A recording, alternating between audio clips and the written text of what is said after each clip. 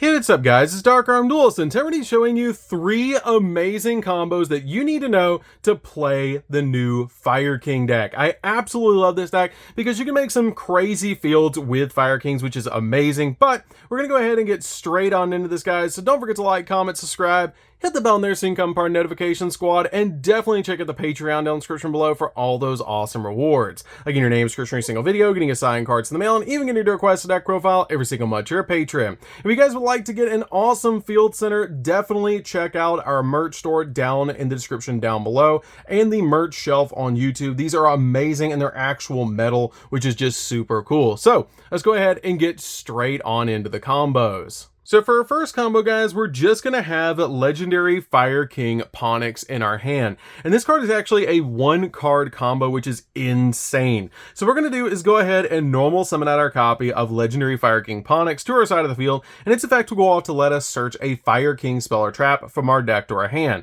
which we're always searching out a copy of Sanctuary if you don't already have it, because this card is basically like terraforming. And once you activate this card on your side of the field, it has the ability when this card is activated, you get to place a Fire King Island from your deck face up in your field spell zone, meaning that your opponent cannot ash this card when it's activated, which is insane. I love that about this card, that it basically just places it on the field instead of searching it. So what we're going to do is go ahead and place on our side of the field a copy of Fire King Island. Fire King Island is amazing to get on our side of the field because it's going to get our boss monster out, the new Garunix, which is so cool. This card has the ability that basically during your main phase, you can destroy one monster in your hand or field, and if you do, you get to add a Fire King monster from your deck to your hand, meaning we can pop our copy of Ponix on our side of the field to be able to grab our copy of Garunix. Now the effect of Garunix will actually go off because this card kind of works like Darkest Diabolus, which is super cool to be able to do. If you guys have ever played Lair of Darkness, it works the same way, that after your card is popped, when this card is added to your hand, it will recognize after the chain that you can actually special summon this card, meaning we can actually special summon out our copy of Garunix, which is so cool to be able to do. Now once we summon out our copy of Garunix, this card is a really cool ability, and if this card is normal or special summon, you can actually destroy one Fire Beast, Beast Warrior, or Winged Beast monster in your hand, deck, or face up from your side of the field, which we usually just destroy a monster in the deck to be able to get some really cool effects. So we're going to actually destroy a copy of Fire King Avatar Barong. Barong is great to be able to pop because this card is actually going to get us a search, which is so cool. So now at this point, we just pass over to the opponent because we're going to get some really cool plays during their standby phase. So during their standby phase, we're going to have 2 effects that will not chain to one another. They actually start chains on their own, and they will not chain to one another. So in our first chain, we're going to activate the copy of Barong to be able to search out a copy of our Fire King High Avatar Kirin, which is an insane card. So we're going to add this card to our hand. Then we're going to add our copy of Ponix. Since it was destroyed on our side of the field or destroyed, we actually get to add that card back to our hand during the following standby phase. So this is now the opponent's standby phase that we're playing in with these cards. So at this point, what we're going to do is during their main phase, we have the effect of our copy of Kirin that has the ability during the main phase, if this card to your hand, quick effect, destroy one other fire monster in your hand or face up from field, and if you do, special summon this card. Meaning we can pop our copy of Ponix in our hand to be able to special summon it out to our side of the field during the main phase. Now, the reason you want to do that is because of your copy of Fire King Sanctuary, that if your opponent special summons a monster, you get to XZ summon into our new Fire King boss monster. So let's say your opponent special summons any monster out to their side of the field, and you see a point that you can interrupt your opponent and basically just turn their whole turn off. So what we're going to do is use the effect of Sanctuary and overlay both of our monsters on our side of the field to the new Garunix Eternity. Garunix Eternity is a board wipe when it touches the field, because if this card is XZ summon, you destroy all other monsters on the field, which is amazing that we get this 3000 attack point Dark Hole, which is just insane. It also has the ability that during our turn, that once you can actually detach a material from this card and then target one spell or trap on the field and destroy it, and if you do, this card gains 500 attack points, making this card 3500, and if it does get destroyed, it has a really cool ability that replaces itself, which is just super cool. But this card is an insane boss monster that's just so easy to summon off of just summoning out a Ponix, which is insane. Plus, we get the Ponix back since it was destroyed later on.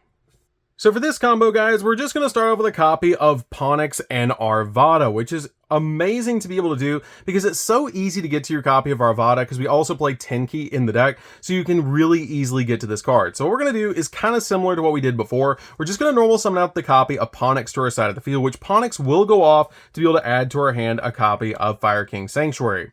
We're then going to activate our copy of Fire King Sanctuary and put on our side of the field a copy of Fire King Island. Now at this point, we have a level 1 on our side of the field, so we're going to go ahead and link it away to be able to summon out a copy of Link Kuriboh. Link Kuriboh is really good to be able to summon here because we want that Ponix in the graveyard. Now we can use the effect of Fire King Island to pop our copy of Arvada in the hand to be able to get to our copy of Garunix. Now the really cool thing is we do have the ability of Garunix to summon itself, and we have the copy of Arvada to bring back our copy of Ponix from the graveyard, which is amazing about this combo. So what we're going to do is just special summon out the copy of our Garunix, use the effect of Arvada, and bring back our copy of Ponix to our side of the field. Now the effect of our copy of Garunix will go off and actually pop a copy of our Avatar Kirin in the deck to be able to get it in the graveyard, which is super helpful to be able to do. Just get our copy of Kirin in the grave, because now the effect of our Kirin will go off and bring back our copy of Arvada, which is really good to be able to bring back our copy of Arvada back to our side of the field, because now we have a monster negate, which is super cool, and I love that about being able to bring Arvada out to the side of the field, because when a monster effect is activated while this monster is on the field, quick effect, you can negate the activation, and if you do, destroy one other fire monster in your hand or your side of the field, so you can use the cards on the field to be able to do that. So at this point, what we're going to do is we're actually going to pop both of these cards, or link away both of these cards on our side of the field to make a copy of SP Little Knight, basically setting up the copy of Garunix for the following turn, which is super cool. Now, as we end our turn and we pass over to the opponent, since the copy of Ponix was summoned off the effect of Arvada, this card will destroy itself, so it will go to the graveyard, but during the next standby phase, we just add it back to the hand. Also, if you are going second and you're doing this combo, when you summon out the copy of SP Little Knight, this card actually was summoned with a monster special summon in the extra deck, since it was a Link Kuriboh, so you can use its ability, which is really, really nice. Also, now we're going to pass over to the opponent, and during the next standby phase, we're going to get to add that copy of Ponix back to our hand. So when our opponent does anything at all that's a monster effect, you can use the effect of Arvada to be able to basically pop the copy of Ponix in your hand and get it in the graveyard, which is super good, because the effect of your copy of Garunix will go off, and now you've used a 1 monster negate. So you've negated 1 monster effect, and now you're bringing back your copy of Garunix. Garunix will then go off, which is really good to be able to get the Garunix back on your side of the field, because its effect will go off to be able to pop on in your deck a copy of Kirin, which then the effect of Kirin will go off, and we're going to get the full effect of Kirin to go off this time. It's your decision if you want to pop a card on the field with Kirin when it brings back something back to your side of the field, which is really cool because it says you can, which is really nice. But now we're going to use its ability to bring back the copy of Ponix to our side of the field. Now, once we bring back that copy of Ponix, we're going to use its ability as well to be able to pop the copy of Arvada to be able to just get it in the graveyard, which is really nice to be able to do because it will actually revive a card. But we have a really insane ability as well that we're going to activate, and we're actually going to use the effect of Ponix. Since it was summoned to our side of the field, we actually get to add a copy of Fire King Skyburn to the hand for follow-up on the next turn. Then the effect of Arvada will actually go off to bring out that copy of Kirin, and you're totally set up to be able to use the effect of your Fire King Sanctuary. But an important thing is to get this SP Little Knight out of the way. So when your opponent uses an effect, you're just going to banish this copy of SP Little Knight and a card off the field, which is very important to be able to do so that you can bring it back during the end phase and it doesn't get destroyed off the copy of the Garunix Eternity. So at this point, when the opponent does special summon something to their side of the field, you're going to go ahead and overlay both of these cards again into your copy of Garunix Eternity, and now you're pretty much set up because the effect of Garunix Eternity is going to go off and destroy Ponix, so we're going to get it again during the following turn. That's so insane that we can use the searcher during the opponent's turn. We're going to get 3 searches in 3 turns off of Ponix because we keep bringing it back, just like a Phoenix, which is really cool. So now this card is actually going to destroy every monster on the field, including our copy of Ponix, except itself, which gets us back to our boss monster, and we have the copy of Skyburn in the hand, and during the follow-up, during the end phase,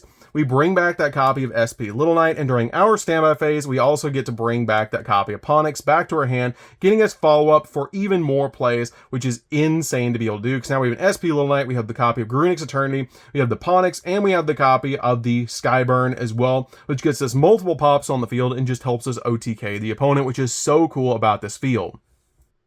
So for this combo, guys, we're going to be introducing the Sinful Spools and Diabellstar cards into this combo, which is amazing. It just takes this deck to a whole nother level. When you start putting these Snake Eye cards and the Sinful Spools into this deck, it just was absolutely crazy. So we're going to make a really amazing field and even play during the opponent's turn, which is crazy. So what we're going to do is go ahead and have a copy of Wanted in our hand and any hand trap or any card that we can use to pay cost to be able to pull this combo off. So what we're going to do is go ahead and activate our copy of Wanted to be able to add to our hand a copy of Diabellstar, which is actually interchangeable. If you do start with the copy of Diabellstar instead of the copy of Wanted, you'll actually not get an extra draw because this card will give us an extra draw where this card will not give us that extra draw. So this is just giving us more advantage if you do start out with the Rhoda.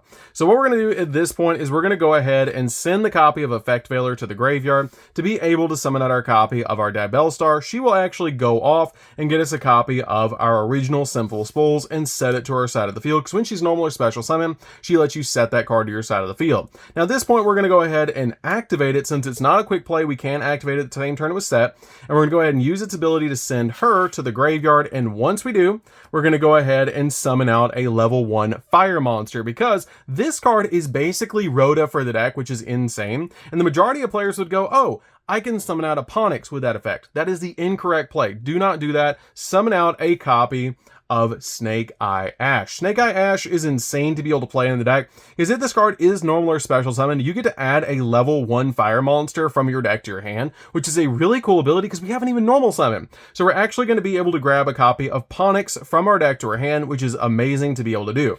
Now at this point, we're going to go ahead and just normal summon out the copy of Ponix. Ponix's effect will go off and let us add a copy of a Fire King spell or trap, which is going to be our copy of Sanctuary. Sanctuary will activate, and we'll go ahead and put on our side of the field our copy of Fire King Island. Now it's really cool to be able to do that, because now we're basically going the Fire King combo where we use the Diabellstar cards, Sinful Spool, and Snake Eye cards, but they actually are going to come back into play in this combo, which is cool.